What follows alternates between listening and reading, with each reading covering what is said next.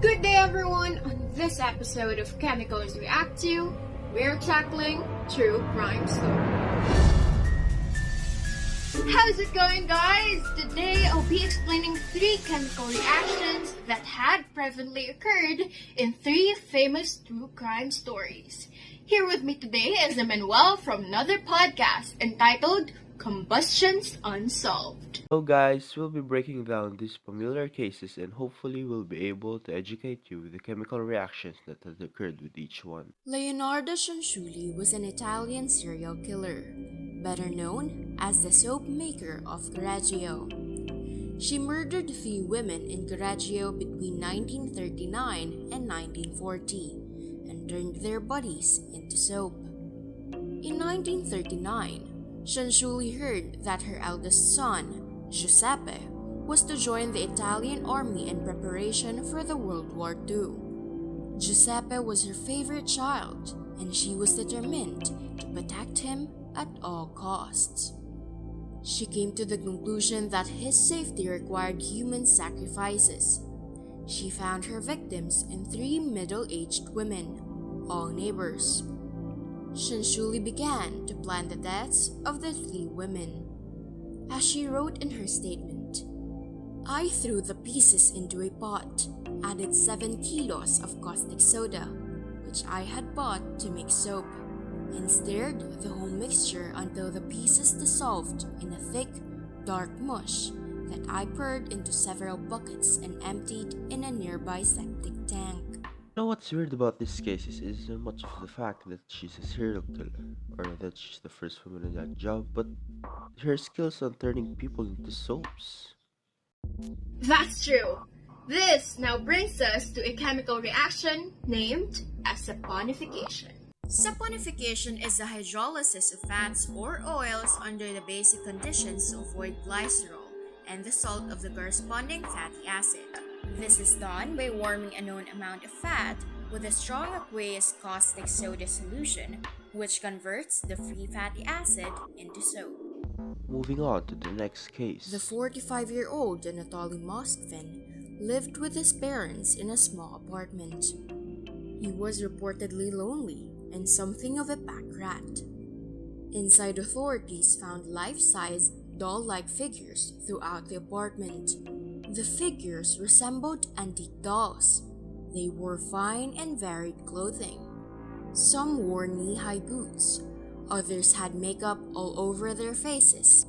He had also hidden their hands in fabric. Except, these were not dolls. They were mummified corpses of human girls.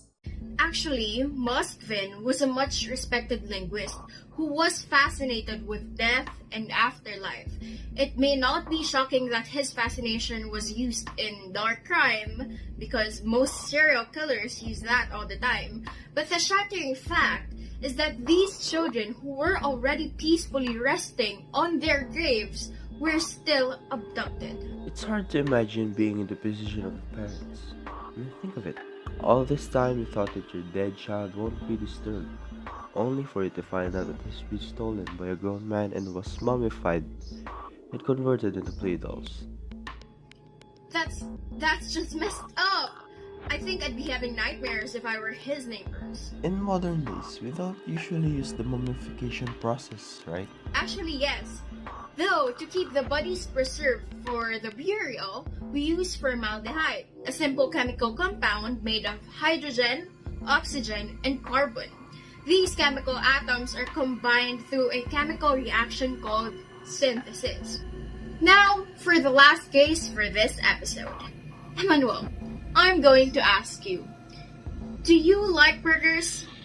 I sure do. Plus points to the savory grilled patties. Same for me, actually. Now, the reason why I asked you was because this case revolves around burgers. Aside from that, it uses human meat too. Shut the front door. Joe Metheny started out looking for his runaway wife and son, but ended up on a revenge-driven killing spree and turning his victims into burgers. In his confession, Metheny described to police how he, driven by an insatiable need for revenge, viciously raped, murdered, and dismembered drug-addicted prostitutes and homeless people while on a quest to find his runaway wife. However, it wasn't the murdering and dismembering that was the worst of his crime. It was how he disposed of the bodies to cover them up. What's your guess? Burgers? Rather than bury or hide his victims somewhere secret, Joe Metheny chopped them up, mixed them with pork, and served them as burgers to unwitting customers from his roadside barbecue stand in Maryland. Serving them to innocent people? I can't imagine biting into that burger, really loving the flavors, then finding out that you've just eaten another human being. Anyway, the chemical reaction that had happened within that burger is called the Maillard reaction. That browning of the meat, most probably human meat, actually caused the release of flavors. What's the probability of ever coming across a roadside barbecue stand and then eating human flesh? Very low, I think. I'd take the risk. I'd still be eating burgers. To answer your question, we'll never know. And with that, thank you everyone for joining us for today's episode. Be sure to be updated when we post another one.